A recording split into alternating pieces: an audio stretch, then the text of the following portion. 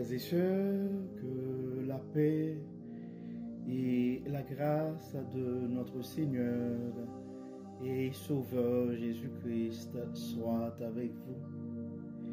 Ici est WH Redemption Ministries pour notre dévotion matinale pour ce lundi 10 février 2025.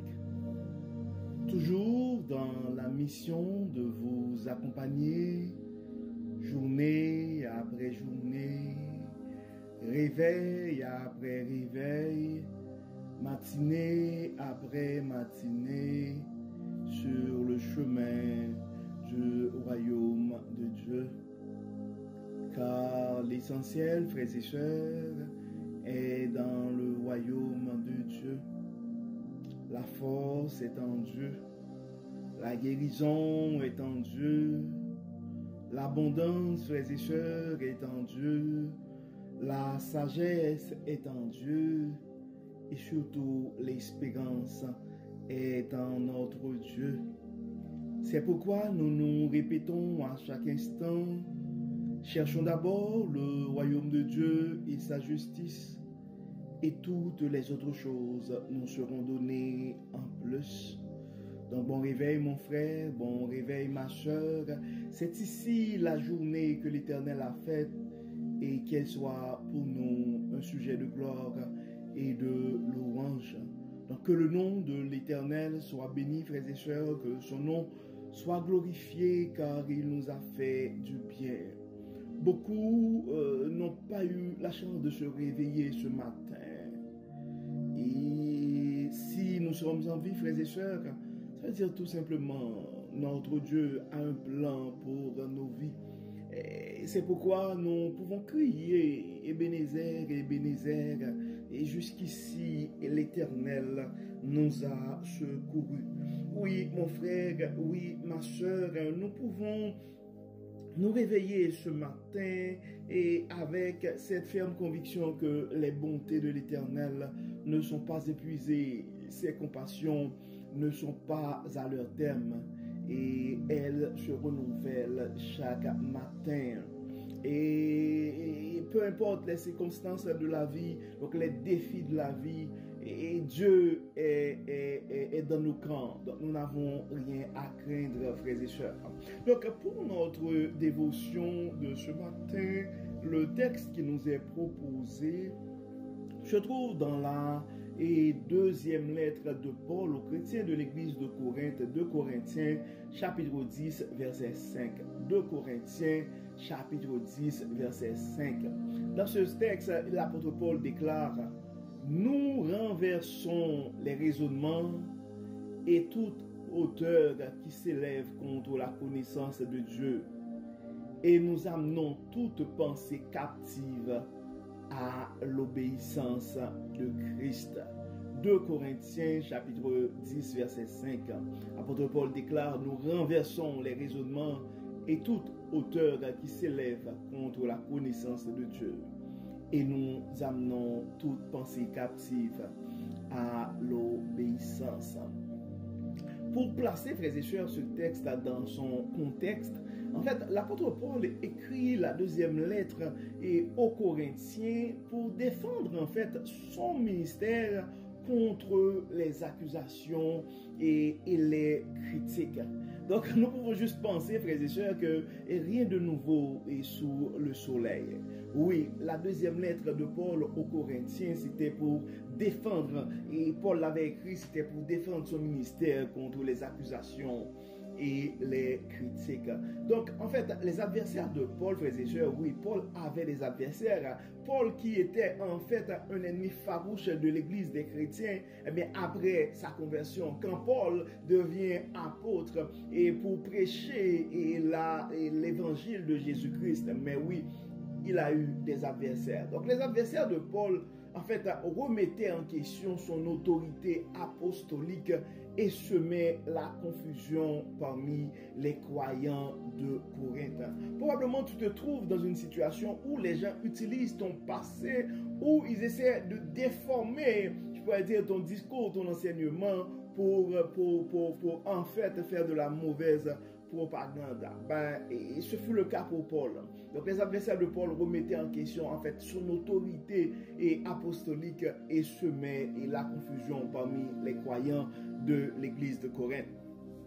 Donc dans ce passage, Paul en fait utilise des métaphores militaires, je dirais, pour expliquer comment les croyants doivent lutter contre les faux enseignements et les raisonnements qui s'opposent à la connaissance de Dieu.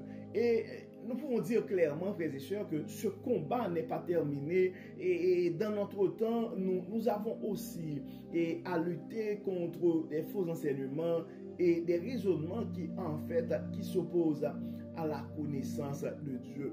Donc, ce texte appelle à une transformation de l'esprit et à la soumission de toutes les pensées à Christ.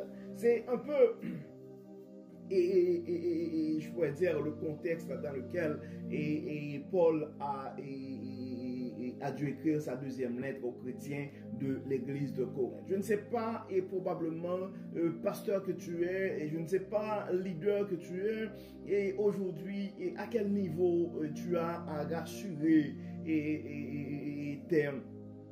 des frères et sœurs qui sont autour de toi.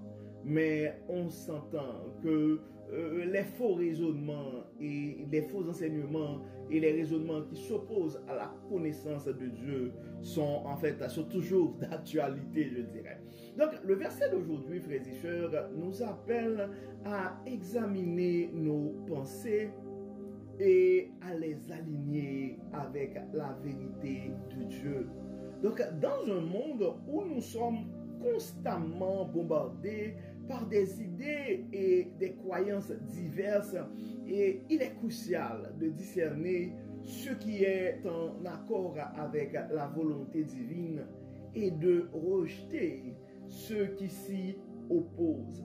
Donc, particulièrement avec l'ère des réseaux sociaux, et frères et sœurs, on s'entend, et il y a tellement d'informations qui nous arrivent, et donc ça pourrait nous porter facilement à la confusion, et ça nous prend en fait le Saint-Esprit de Dieu pour nous aider à discerner ce qui est en accord avec la volonté divine et de rejeter aussi ceux qui s'y opposent. En fait, parmi les commentaires, il y a en fait 3 points que nous avons à regarder, frères et sœurs. Premièrement, c'est reconnaître les pensées et reconnaître les pensées destructrices. Donc, il est important d'identifier les pensées qui ne viennent pas de Dieu. Donc, ces pensées peuvent être négatives, destructrices, au contraire aux enseignements bibliques. Donc, c'est important pour nous, frères et sœurs, de reconnaître les pensées destructrices. Et il faudra aussi renouveler notre esprit. Donc, Romains 12, verset 2 nous rappelle de ne pas nous conformer au monde, mais d'être transformés par le renouvellement de notre esprit. Donc, non seulement il faut reconnaître les pensées destructrices, mais renouveler, c'est important aussi de renouveler notre esprit. Et que ce soit en lisant la parole, que ce soit en méditant la parole de Dieu, nous devons renouveler nos pensées et les aligner, frères et sœurs, avec ces vérités. C'est important. Nous devons prendre du temps et vraiment pour que Dieu puisse nous guider, puisse nous révéler sa vérité à travers sa sagesse. Et nous devons aussi, frères et sœurs, lutter avec l'aide de Dieu. Donc, nous devons nous rappeler que nous ne sommes pas seuls dans cette bataille. En fait, Dieu nous donne la force et la sagesse nécessaire pour renverser les raisonnements erronés et capturer chaque pensée.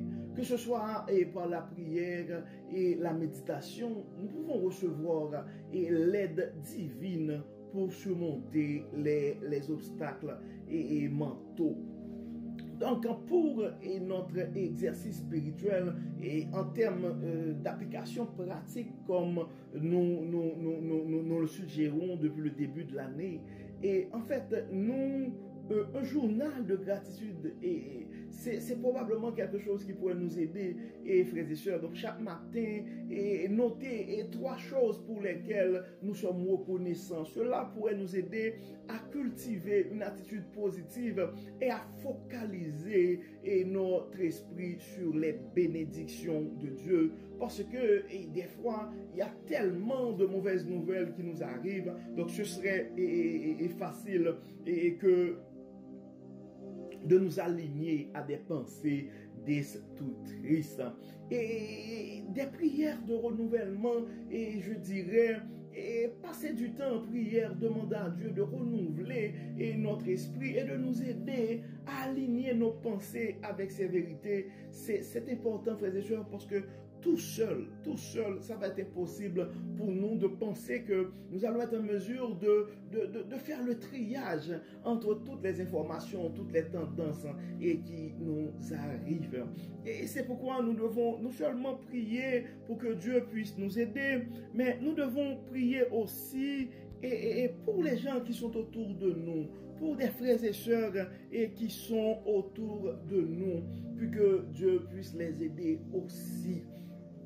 Donc, nous allons demander à Dieu de nous guider, de révéler notre esprit et de nous aider aussi à reconnaître les pensées destructives et de les remplacer par sa vérité. Nous allons demander à Dieu de renouveler notre esprit afin que nous puissions vivre dans l'obéissance. Donc, prions le Seigneur, frères et sœurs, prions le Seigneur.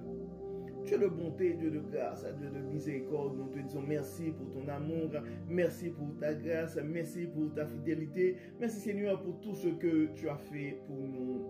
Dieu de bonté, Dieu de miséricorde, nous savons que nous sommes pécheurs, nous savons que nos pensées, nos paroles ne s'alignent pas souvent à ta volonté. Des fois, nous pouvons avoir tendance à nous aligner avec des choses qui ne s'alignent pas à ta parole de vérité. C'est pourquoi nous te demandons, Dieu clément, et de renouveler nos esprits, de nous révéler ta sagesse et de nous aider à reconnaître les pensées destructrices et à ne pas nous aligner avec ces pensées et surtout de vivre pour toi et en toi. Dieu clément, nous remettons entre tes mains les frères et sœurs qui sont autour de nous.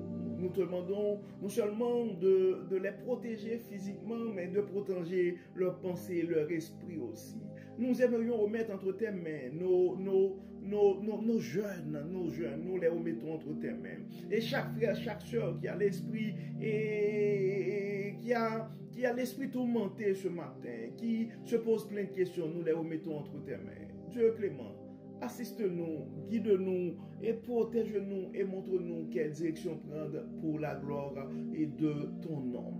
Et nous remettons cette journée entre tes mains. Nos frères et sœurs qui sont malades, et nous te demandons de les toucher. Nous remettons spécialement entre tes mains notre sœur Muriel Lecomte. Tu la connais par son nom, tu connais son adresse, tu connais, Dieu clément, ses soucis de santé, et tu connais son état d'âme. Nous te demandons de la toucher et de la bénir, et nous réclamons, Dieu clément, et la guérison et pour notre sœur.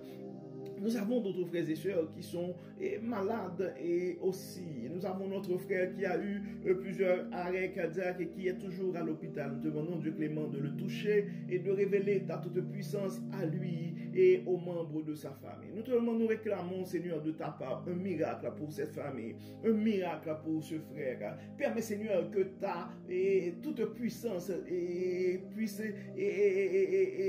éclater à travers cette situation et à travers sa maladie. Dieu clément, nous soumettons entièrement à toi. Et prends le contrôle de nos corps, de nos pensées, de tout ce qui est en nous et tout ce qui est autour de nous. Et permets que ton Saint-Esprit soit vivant en nous et que tout soit fait dans nos vies. Pour la gloire de ton nom. Au nom de Jésus, nous prions. Amen. Amen. Frères et sœurs, nous arrivons au terme de notre dévotion pour ce lundi et 10 février 2025.